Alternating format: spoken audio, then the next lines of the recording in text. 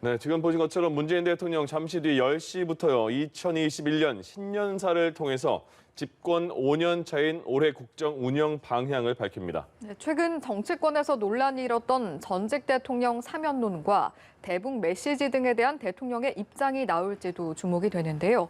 관련 내용 박수현 더불어민주당 홍보소통위원장, 성승환 기자와 함께 짚어보도록 하겠습니다. 네, 두 분 어서 어서 오십시오. 오십시오. 안녕하십니까? 안녕하십니까? 네, 안녕하세요. 오늘 신년사를 하고 얼마 전에 신년 인사회도 했잖아요. 그리고 신년사가 끝나면 보통 통상적으로 기자회견도 하고요. 대통령의 신년사는 어떤 의미인지 궁금하고 또 신년 인사회, 신년사, 기자회견 이건 어떤 차이가 있는지 궁금해요. 일단은 그 신년사라고 하면은 지난해 이제 국민들이 거쳐왔던 노고들을 또 감사를 표하는 그런 자리가 되는 동시에 대통령이 한 해 동안 우리 국정을 이렇게 운영해 나가겠다라는 방향을 밝히는 자리라고 할 수가 있겠습니다. 예. 또 그러다 보니까 이제 올해 같은 경우는 지난해 국민들이 방역 그리고 또 경제를 지키기 위해서 노력한 부분에서 감사를 표하고 그리고 새해에는 좀 선도국가로 도약을 하겠다 이런 의지를 밝힐 것으로 예상이 되고요. 예. 신년 인사회 같은 경우는 이제 그 여야나 또 각계 대표하는 분들과 함께하는 그런 자리가 되고 기자회견은 사실상 기자들과의 질의응답이 주가 된다고 보면 되겠습니다. 네. 그러니까 신년사가 공식적인 새해 국정 운영을 밝히는 대통령의 자리다 이렇게 보시면 되겠습니다. 예. 박수현 위원장은 문재인 정부 초대 대변인이셨잖아요. 대변인이었어요. 예. 네네. 그러면 이제 첫 번째 2008년인가요? 그때 신년사를 함께 하셨을 것 같은데. 2018년입니다. 2018년이요. 예. 그렇습니다. 숫자가 빠졌네요. 예. 18년에 보통 어떤 내용이 담겨요? 신년사에는요? 지금 우리 성승환 기자께서 자세히 설명을 해주셨어요. 네. 그 신년 인사회는 주요 분들과 함께 새해 덕담을 나누는 개인 인사 자리다 보시면 될 것 같고 네. 국정에 관한 중요 방향을 바로 이제 오늘 발표하시는 이 신년사를 통해서 방향을 제시하고 기자회견을 통해서 이제 구체적으로 국민의 질문들에 답하는 그런 이제 세밀화되는 과정으로 이제 가겠죠. 예. 근데 아마 이제 올해는 2018년의 신년사도 굉장히 특별했다고 생각이 돼요. 2017년에 어떤 촛불 광장에 의해서 민주주의 회복 정부로 들어선 문재인 정부의 사실상 첫 번째 국정 운영 방향을 제시하면서 큰 희망과 포부 이런 것들이 이제 담겨 있었던 기억이 나고요. 예. 근데 올해는 이제 그 대비해서 보면 집권 5년 차입니다. 실질적으로 문재인 정부의 이 집권 기간을 올해 잘 추수하고 마무리해야 될 그런 여러 가지 문제들이 복합적으로 있는 것이거든요. 그래서 2018년 실질적인 첫 신년사나 올해 임기 전체적인 성과를 거두고 추수를 하고 부족한 부분을 보완해 가야 되는 그러한 어떤 올해의 신년사는 두 가지 측면에서 굉장히 큰 의미가 있다 이렇게 보겠습니다. 그러면요, 그 대통령이 직접 원고에 대한 뭐 토시까지도 굉장히 면밀하게 수정 검토하십니까? 근데 그거는 문재인 대통령뿐만이 아니라 어떤 대통령이시라도요. 이런 중요한 말씀을 드리는데 아마 밤잠 안 주무시고 몇날 며칠 다 하실 겁니다. 예. 특히 이제 문재인 대통령은 그중에서 그 특별하기로 소문이 나 있는데 뭐 대통령 하실 때 제가 대변인이었기 때문에 뭐 쭉 지켜본 것도 있지만 대통령 되시기 전에 이제 당 대표이셨지 않습니까? 네. 그때도 제가 이제 주요 당직을 맡고 있었기 때문에 그 과정을 다 지켜본 거죠. 예. 아마 대통령의 또 당 대표이실 때부터 원고는 최고위원회에 들어가는 그 순간까지 고치고 계신다고 보시면 되고 예. 또 해외 순방을 가서 해외 정상들하고 이야기할 때도 해외 정상이 입장할 때까지 원고를 검토하고 하여튼 그런 어떤 문재인 대통령 거기에 또 특별하기로 유명하시기 때문에 예. 아마 보통 이제 참모들이 오늘 어떠한 굵직굵직한 키워드를 만들어서 어떻게 할 것인가 이제 얼개는 잡겠지만 아마 대통령이 구수를 미리미리 받아가지고 아주 살을 채워넣고 대통령이 최종 본인이 작성하시는 이런 순서라고 보시면 될 겁니다. 알겠습니다. 그렇게 작성해서 오늘 언급할 내용, 어떤 내용들이 담길지 궁금해지는데 지금 언급되는 키워드가 몇 가지가 있는 것 같습니다. 어떤 내용입니까? 일단은 그 회복 포용 그리고 도약 이렇게 세 가지 키워드로 얘기를 할 수가 있겠는데요. 예. 이게 세 가지 개별적인 키워드 같지만 한 흐름이라고 볼 수가 있습니다. 그러니까 당면한 코로나 위기 극복이라는 과제를 통해서 극복을 하면서 조속하게 국민들에게 일상으로 회복을 해주고 그리고 그 과정에서는 결국에는 그 상생과 협력이라는 것을 통한 그 포용성을 강화를 하겠다라는 부분이고 거기서 안주하지 않고 더 나아가서 선도 국가로까지 도약할 수 있는 위기는 기회다라는 것을 적극적으로 살리겠다는 메시지가 될 것으로 보이는데요. 예. 조금 더 구체적으로 살펴본다면은 일단은 회복에 있어서는 가장 큰 것이 이제 코로나 백신 사용이 될 것입니다. 다음 네. 달부터 이제 접종이 시작이 되기 때문에 그 부분에 대한 언급이 있을 것으로 보이고요. 그리고 선도 국가로 도약하는 부분에 있어서는 지난 신년 기자회견, 신년 인사회 때로 기억이 나는데 네. 이제 코로나19 극복 과정에서 이제 대한민국의 재발견이 있었다라고 말씀을 하시면서 우리는 이제 영원한 2등도 아니고 영원한 2류도 아님을 확인을 했다라고 얘기를 했거든요. 그러니까 극복 과정에서 우리 국민들이 단합하고 하나로 일치 단결하는 모습들을 봤기 때문에 그 저력을 통해서 우리가 이제는 선도 국가로 나아가겠다. 특히 한국 경제 모든 전 세계가 관심이 있는 것들이 그 경제를 어떻게 회복할 것이냐. 그 부분에서는 문재인 정부가 추진하고 있는 한국판 뉴딜에 방점을 두고 그리고 그것을 넘어가서 환경 기후 변화까지도 2050 탄소 중립 선언을 한 것을 연계해서 예. 그 부분에서도 이제 세계의 중심에 서서 리드해 나가는 국가가 되겠다라는 그런 구상을 밝힐 것으로 보이고요. 예. 그리고 포용은 지난 신년 인사회 때 이제 통합이라는 것을 언급을 하셨는데 그때도 이제 그 국민의 연대와 협력을 통한 그런 통합이었거든요. 더 나아가서 그러니까 포용이라는 개념을 어떻게 좀 이해를 하면 좋을 것 같냐면 코로나19를 극복하는 과정에서 가장 좀 위기를 겪었던 부분들이 이제 취약계층 분들이거든요. 그분들에 대한 배려 그리고 그분들을 함께 아우르는 그런 고용 안전망이라든지 이런 부분을 강화해 나가면서 포용이라는 키워드를 던질 것으로 그렇게 예상이 됩니다. 그러니까 1월 7일에 있었던 신년 인사회에 있던 내용에 대해서 조금 더 구체성을 담은 그런 확장판이라고 보면 내용이다. 되겠습니다. 예. 알겠습니다. 위원장님께서는 이번 메시지에 어떤 메시지가 들어가기를 기대하고 계세요? 지금 뭐 성승환 기자님께서 예측을 잘 해주셨는데 잠시 후에 대통령께서 우리 성승환 기자의 바람을 다 담아서 하셨으면 좋겠다는 생각이 예. 듭니다. 우리 소위 이제 코로나 시대인데 이 코로나 시대를 전쟁에 비유하지 않습니까? 네. 전쟁을 하다 보면 우리 아군 진영에 포탄도 떨어지고 막 총알도 날라오잖아요. 그러면 그 포탄이 떨어지는 곳에는 중상자가 생길 수밖에 없잖아요.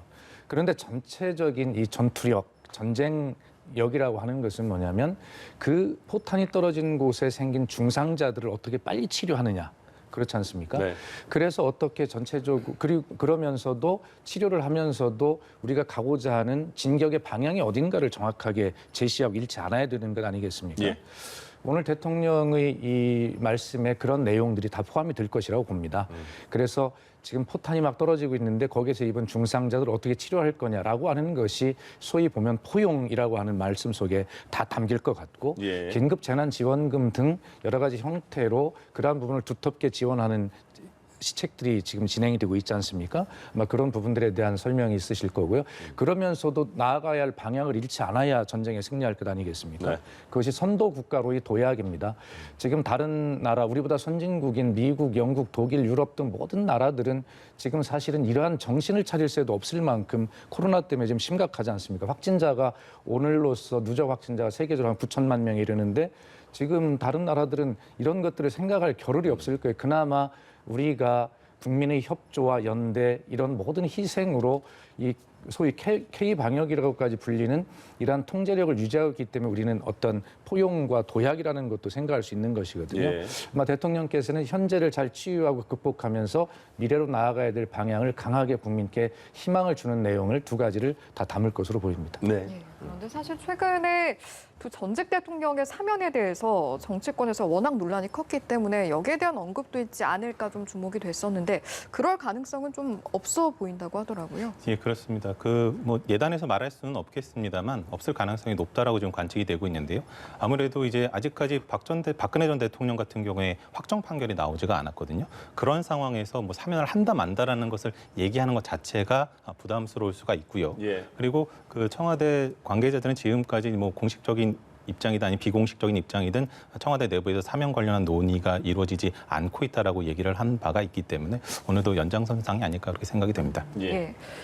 실제로 청와대에서 최근 문 대통령의 통합 발언을 두고 사면 언급 가능성이 제기가 되자 그런 차원의 발언은 아니었다 이렇게 선을 그었거든요. 역시나 언급 가능성은 없다고 봐야겠습니까? 그렇습니다. 시기적으로도 오늘은 뭐 언급하실 수가 없는 상황이죠. 14일 날 그 상고심이 있기 때문에 제3고심이 있기 때문에 그걸 보고 이제 뭐 말씀하실 텐데 그 이후에도 이건 대통령께서 결단하실 문제이고 고유 권한이시기 때문에 대통령께 예. 맡겨드리는 게 좋겠다 하는 생각이고요.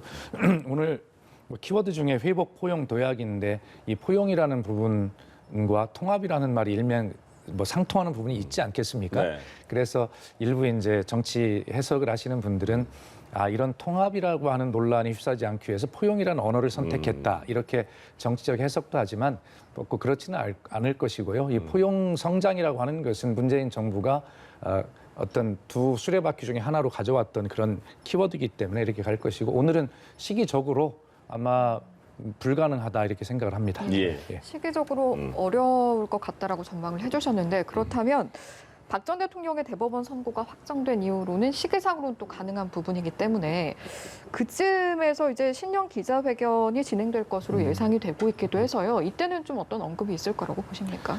그러니까 통상 신년사를 말씀하시고 신년 기자회견을 1월 한 중순쯤에 통상 하는 것을 보면 네. 14일 날 예정돼 있는 제3고심 재판 전이냐 후냐라고 하는 문제가 생길 텐데 뭐 시기는 어떨지는 모르겠습니다. 그러나 그 판단 이후에 신년 기자회견이 잡힌다면 우리 기자님들께서 질문을 국민을 대신해서 안 하실 수가 없겠죠. 예. 그러면 대통령께서 원론적 입장이든 아니면 구체적 입장이든 뭐 어떤 형태로든 말씀을 뭐 안 하실 수가 없을 거라고 생각을 합니다. 그러나 오늘은 뭐 그런 내용을 담기에는 시기적으로 그렇기 때문에 맞지 않다는 예상을 해봅니다.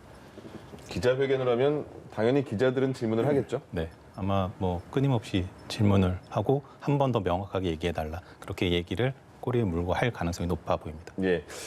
오늘이 이제 신년사가 취임 후에 4번째 신년사인데 그동안 3번의 신년사를 보면 한 번 더 평화, 비핵화, 한 번 더 프로세스에 대한 내용은 꼭 들어가 있었거든요. 그리고 이번에는 그 북한의 8차 당대회가 있는 시즌에 물려가지고 우리 대남 메시지도 보냈잖아요. 여기에 대한 어떤 그 응답을 해줄지도 궁금한데요. 일단은 그 예상을 하기는 조금 어려울 것 같고요. 예. 이제 그 지난 신년사들을 한번 본다면은 2018년에는 사실 당시에 김정은 위원장이 신년사를 통해서 남북 관계를 개선할 필요가 있다라는 거라고 또 평창 동계올림픽에 대표단을 파견할 의사가 있다라고 하면서 그 고위급 아마 접촉 이후에 아마 그 신년사가 있었던 걸로 기억을 하는데 그렇기 때문에 이제 그 굉장히 이제 포부를 강하게 좀 밝히셨죠. 한반도 평화의 새로운 원년이 되도록 하겠다라고 하셨었고 그리고 임기 중에 북핵 문제를 해결하고 평화를 공고화하는 것이 목표다 이렇게 목표를 밝힌 바가 있고요. 예. 2019년 같은 경우에는 신년사랑 신년회견을 동시에 진행을 했었습니다. 네. 그래서 신년사를 20분가량 발표를 하고 그다음에 질의응답이 이어진 바가 있는데 그때 19년 같은 경우는 한반도 평화의 길이 올해 더욱 속도를 낼 것이다. 왜냐하면 북미 그 정상회담이라는 그런 역사적인 이벤트가 예고가 되어 있었기 때문에 예. 그리고 또 김정은 위원장의 서울 답방 가능성도 점쳐주고 그랬었고요. 그래서 한반도 평화를 확고히 다질 수 있는 또 하나의 전환점이 될 것이다. 이렇게 얘기를 하신 바가 있고 예. 그리고 지난해 같은 경우는 북미 간의 그 비핵화 대화가 재개돼야 된다라는 의지를 예. 좀 강하게 밝히신 바가 있습니다. 박수현 위원장 어떻게 들으셨습니까? 예, 대통령께서 마지막 말씀하셨습니다.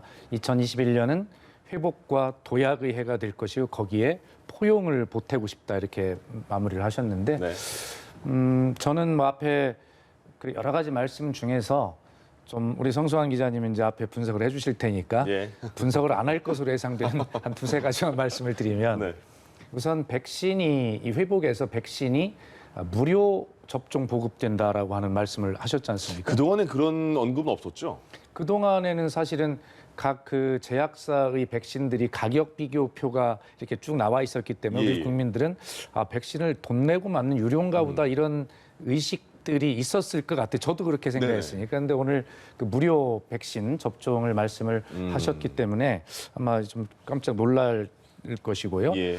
그다음에 이제 그 도약이라고 하는 부분에서 그 한국판 뉴딜을 말씀하셨는데 대개 우리 국민들께서는 한국판 뉴딜이 무엇일까라고 구체적으로 몸에 잘 안 닿는 측면이 있거든요. 예. 그런 측면을 강조하셨는데 거기서 중요한 것은 디지털 뉴딜이나 그린 뉴딜뿐만이 아니라 이것을 지역 균형 뉴딜로 가져가겠다.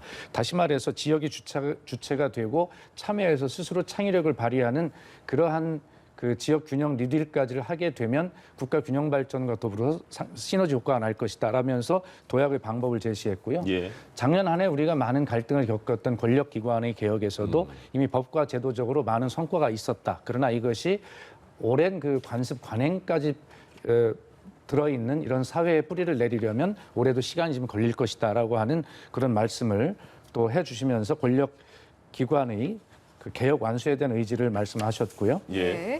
그 다음에 이제 가장 저 개인적으로 그렇고 좀 주목하는 게 기후 변화에 대한 말씀이신데요. 네.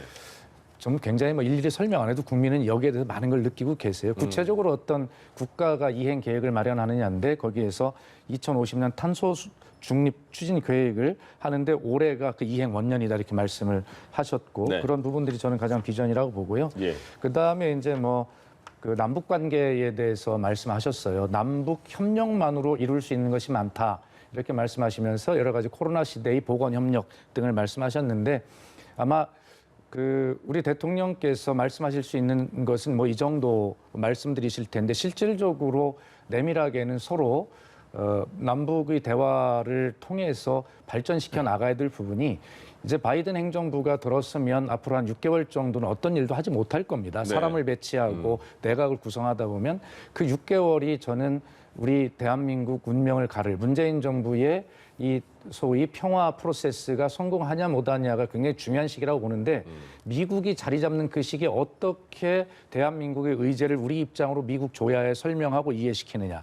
그리고 그 미국이 어떤 자리를 잡고 있지 못할 때 우리가 그 전에 뭐 4.27 판문점 선언이나 9.19 평양 선언 그리고 9.27 군사 합의 이런 것들 중에 합의한 것들이 있단 말입니다. 그것을 우리가 선제적으로 남북 간의 제재와 균형 안에서 이지만 그것을 우리가 실천해 내는 것이 향후 북미 관계에도 도움이 된다는 점을 확실하게 미국 조야에 설명을 하면서 예. 지금 남북 협력만으로 할 수 있는 일 이것에 대해서 기존에 우리가 합의해왔던 일을 그렇게 미국의 이해를 구해가면서 이해를 시켜가면서 우리가 빨리 속도를 내주는 것이 북한이 우리에게 반응할 수 있는 방법을 만들어내는 길이다. 저는 그렇게 봅니다. 거의 다 분석을 해주셔가지고요. 성수환 기자가 어떤 분석을 또 할 수 있을지 예. 어떻게 또 다른 분석을 해보시죠? 일단은 그 코로나 백신 같은 경우에 이제 무료 접종을 말씀을 하셨는데 그것보다 더 중요한 부분은 저는 이제 자체 개발, 이제 그 감염병이라는 게 코로나만 있지 않고 다음에 또 어떤 것이 올지 모르기 때문에 예. 백신 개발 자주권, 그러니까 백신의 자주권을 말씀을 하셨거든요. 이전에도 말씀을 하셨습니다만 그런 부분에 있어서 우리의 역량을 계속해서 키워나가야겠다. 그러니까 지난해였나요? 그 일본과의 그 수출 규제 문제 있을 때도 소보장 부분에서 우리가 자력갱생 예. 부분을 강조를 했듯이 그것이 그냥 단순히 이번 기회만 이번의 위기만 넘기는 것이 아니라 우리의 체력을 키우고 능력을 키움으로써 앞으로 다가올 것들에 대해서 계속 대응해 나가겠다라는 것이 대통령이 얘기한 선도국가로의 도약과도 일맥상통하는 부분이 아닐까라는 생각을 한번 또 해봤습니다. 예. 저희가 앞서 이제 사면에 대한 예상도 했었는데 역시나 언급은 없었고요. 한반도 프로세스 역시나 이번에도 관련 내용은 빠지지 않았던 것 같습니다. 이 내용도 한번 정리를 해볼까요? 네. 일단은 그 도입부에서 이 한반도 평화 프로세스에 대한 언급의 도입부에서 이제 남북이 유엔에 동시 가입한 지 이제 30년이 되는 해다라고 얘기를 하면서 예. 그 한반도의 평화와 번영이 이제 국제사회에도 도움이 된다라는 것을 남한뿐만 아니라 남측뿐만 아니라 북한 역시도 같이 함께 이제 손잡고 이제 증명을 해야 된다라는 것은 그만큼 계속 교류하고 소통하고 의제를 협력해 나가야 된다라는 그런 부분이 될 것 같고요.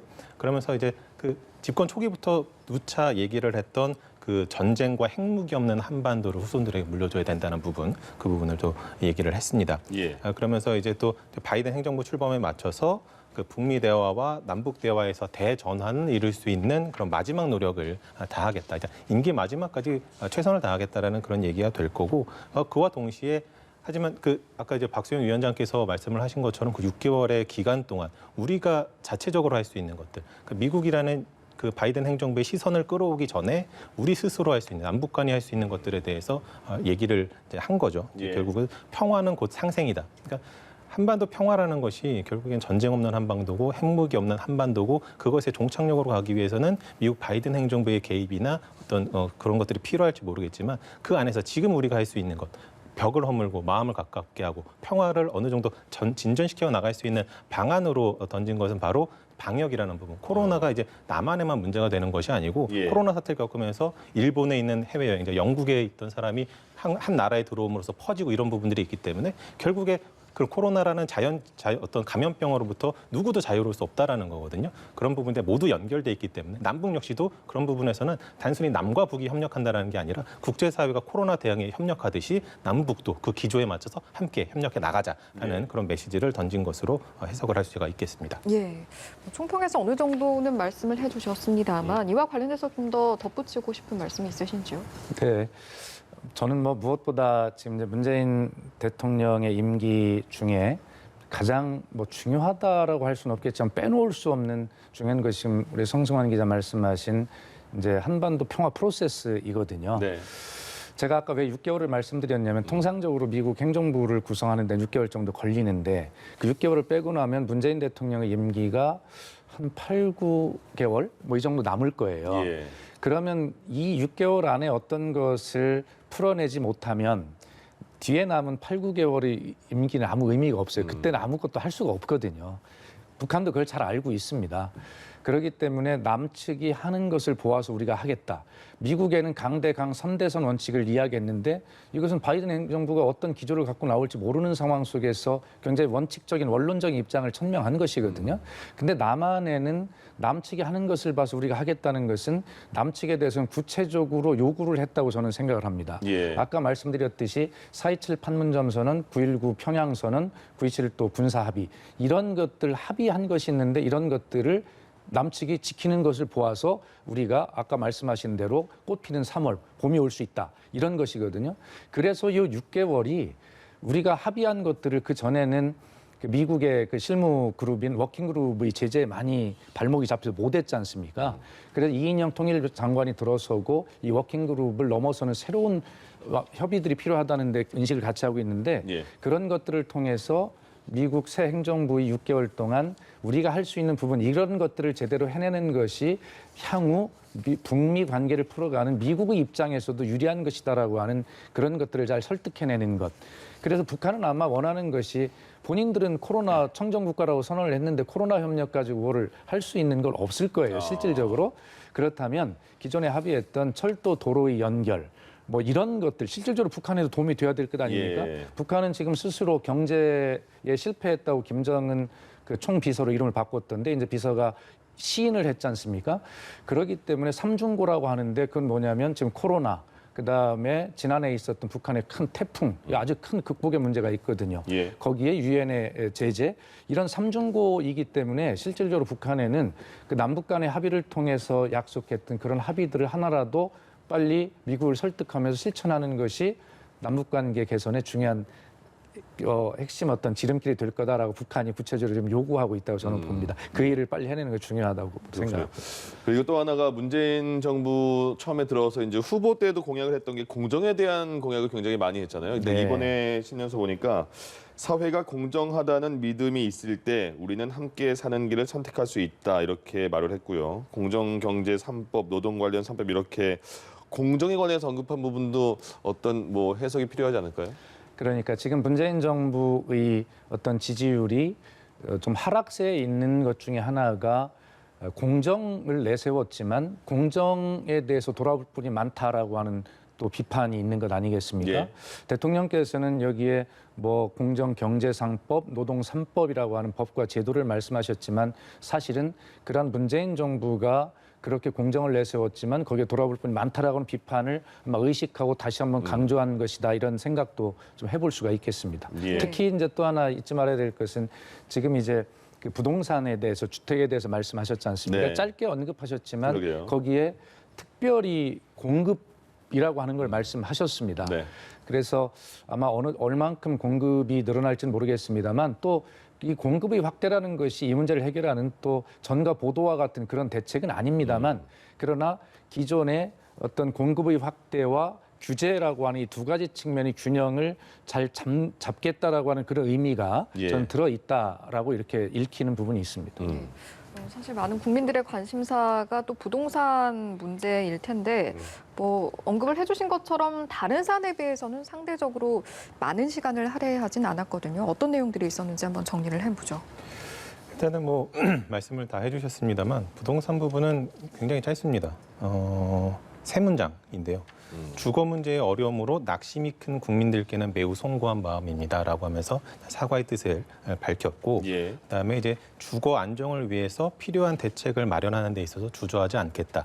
좀 더 과감한 정책들을 펴 나가겠다라는 그런 의지로 또 읽힐 수가 있는 대목이고요. 예. 그리고 이제 그 박수현 위원장이 얘기한 것처럼 그 특별히 공급 확대에 역점을 두겠다. 그리고 빠르게 효과를 볼 수 있는 다양한 주택 공급 방안을 신속히 마련하겠다라고 한 부분에서는 아마 이제 또 경제부 국토부 출입 기자들은 언제 또 추가 대책 발표합니까? 이런 것들을 또 취재를 할 것 같은데 예. 이런 부분에 있어서 사실은 그 문재인 대통령이 그 변창흠 지금 국토부 장관이 되기 전에 이제 그 임대주택을 둘러보면서 얘기를 했던 부분에 있어서도 공급을 많은 공급을, 그러니까 임대주택을 많이 공급해야 되고, 그리고 여러 가지 그 주거 사다리라고 할 수가 있을 텐데요. 그러니까 단순히 예전에 저희가 생각했던 임대주택이 작고 그냥 어떻게 그냥 살면 되고 그 버티기만 하는 형식이었던 그런 데서 넘어가서 살기 편안하고, 그리고 그곳에 사는 분들 역시도 조금 아이가 늘어나고 아이가 2명이 되고 이렇게 될 경우에는 좀 더 평수를 늘려갈 수도 있어야 되거든요. 예. 그래서 이제 중산층도 좀 탐을 낼 만한 그런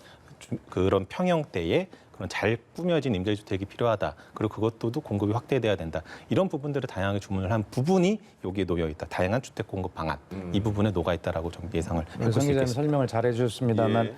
아마 국민들께서 보시기에는 이 정말 고통을 받고 있는 이 부동산 주거 문제를 이렇게 짧게 말씀하셨는 게 섭섭하게 생각하실 수도 있겠어요. 그러나 새로운 국토부 장관이 이제 청문회를 통과해서 업무를 시작을 했고, 대통령께서는 이런 방향으로 그렇게 대책을 세우도록 그렇게 이미 말씀을 서로 나눈 바가 있고, 예. 또 새 장관의 주택 공급 방안이 곧 발표될 예정에 있기 때문에 대통령께서 이 정도 방향만 말씀하셔도 충분한 내용이 담겨 있다. 곧 예. 국토부 장관이 이러한 방향으로 마련하고 있는 대책을 세세하게 발표할 것이다. 이렇게 이해를 해주시면 되겠습니다. 변창흠 장관이 이제 설 전에 대책을 일단 발표를 한다고 말을 그렇습니다. 했었죠. 그래서 네. 기다려봐야겠습니다.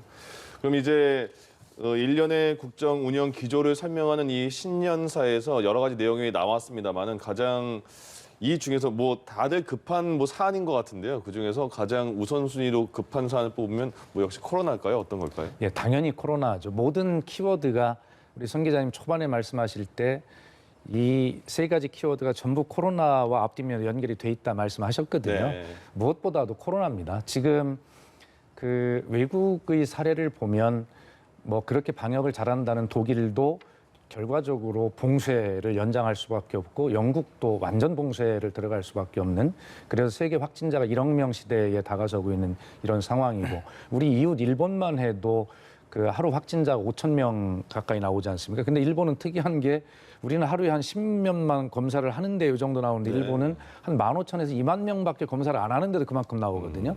그래서 이렇게 그 세계적 코로나가 정말 창궐하고 있는 상황에서 그래도 대한민국은 이 K방역이라고 세계 언론들이 칭찬하는 이런 것이 주체가 국민이라는 데 감사를 표하면서 이 모든 것들이 그 코로나로 인한 상처를 치유하고 그걸 딛고 도약해야 하며 그 과정에서 희생된 더 힘든 부분들을 포용하자라고 하는 아주 이 키워드를 관통하고 있는 것이 코로나이기 때문에 예. 전체가 코로나가 주제다 이렇게 봐도 과언은 아닐 것 같습니다. 네. 네. 또 짚어볼 만한 내용이 다른 국가들과의 교류 협력을 이야기하면서 특히 일본과 관련해서는 한일 관계 미래지향적인 발전을 위해서 노력을 해나가겠다 이런 언급을 했거든요. 예, 그런 언급을 짧게 한 줄 정도 하셨어요. 네. 근데 늘 한일 관계에 대해서는 이런 원칙적인 입장들이 늘 담기죠. 그러면 한일 관계는 그 역사 관계를 청산하면서 그 위에 새로운 미래 발전을 위한 동반자다라고 하는 투 트랙으로 가야 된다라고 하는 게 우리 대한민국 정부의 일관된 입장입니다. 예. 그런 측면에서 간결하지만 일본에 던지는 메시지는 분명했다라고 저는 그렇게 생각을 합니다. 예. 그러면 이제 문재인 대통령이 이번에 신년사에서 회복, 포용, 도약의 해 이거를 처음부터 마지막까지 강조를 했잖아요. 그럼 성수환 기자가 이 강조한 의미가 뭔지 다시 한번 정리해 주시면 좋을 것 같은데요. 그 의미를 저는 이제 마지막 그 부분에서 좀 찾을 수가 있을 것 같아요. 예. 대통령이 얘기를 하면서 마스크 예를 들면서 너무나 쉽게 구할 수 있었고 소중하지 않은 줄 알았던 거였지만 코로나를 겪으면서 이게 얼마나 중요한지를 알게 됐다라고 얘기를 했고 그러면서 이제 그 필수 고용자라는 필수 노동자라는 말도 새롭게 생겨났고 코로나를 겪으면서 그분들이 얼마나 소중하지 꼭 필요한 존재지만 그럼에도 불구하고 제대로 대우를 못 받고 있다라는 부분 그래서 그 부분이 바로 포용의 중요성 포용이 강화되어야 된다. 코로나라는 위기를 극복하는 과정에 있어서 누구나 함께 그 과정에서 소외되는 사람 없고 예외되는 사람 없이 오히려 그런 위기가 가장 그 취약계층이 가장 먼저 온다라고 얘기를 하잖아요. 예. 그런 부분들에 대한 보호를 좀 더 강화할 수 있는 방향. 문재인 정부가 집권 5년 차 마지막 임기 말까지 어떤 것에 중점을 두고 가냐. 약자를 보호하고 소외된 계층들을 돌보는데 모든 국정 역량을 집중을 하면서 그와 동시에 우리나라 전체를 선도국가로 끌어오고 나가겠다. 방점은 포용에 있다라는 부분들을 다시 한번 좀 얘기할 수 있는 부분이 아니었나 생각합니다. 문재인 대통령은 신년사를 1년 동안 이렇게 이제 운영하겠다 언급을 한 거고요. 그러면 박수현 위원장에서는 국민들은 그럼 1년 동안 어떻게 운영됐으면 좋겠다 이런 바람이 있을지 마지막으로 한 말씀 해주시고 마무리 짓겠습니다. 예, 그럴까요? 국민들 입장에서는 대통령이 정부가 좀 더 따뜻한 시선으로 좀 더 세밀한 관심으로 국민들을 바라봐 주기를 원하실 겁니다. 대통령께서 이 회복을 말씀하시면서 긴급재난지원금을 말씀하셨고 거기에 그것이 마중물이 되기를 바란다 이렇게 말씀을 하셔서 의미를 부여하셨는데 그런 것도 국민의 입장에서 보면 아마 우리도 이 코로나를 처음 겪어보는 일인데 그 극복 대책도 처음 아니겠습니까? 그래서 아마 국민들 입장에서는 대통령이 그런 이야기를 하시지만 조금 더 제가 말씀드린 대로 자세한 눈으로 국민의 눈높이로 이런 것들을 좀 더 세밀하게 정부가 바라봐주고 대책을 세워주기를 아마 그렇게 원하실 거라고 생각을 합니다. 예, 알겠습니다. 2021년 문재인 대통령의 신년사 두 분과 함께 분석해봤습니다. 박수현 더불어민주당 홍보소통위원장 그리고 성승환 기자와 함께했습니다. 고맙습니다. 고맙습니다. 고맙습니다.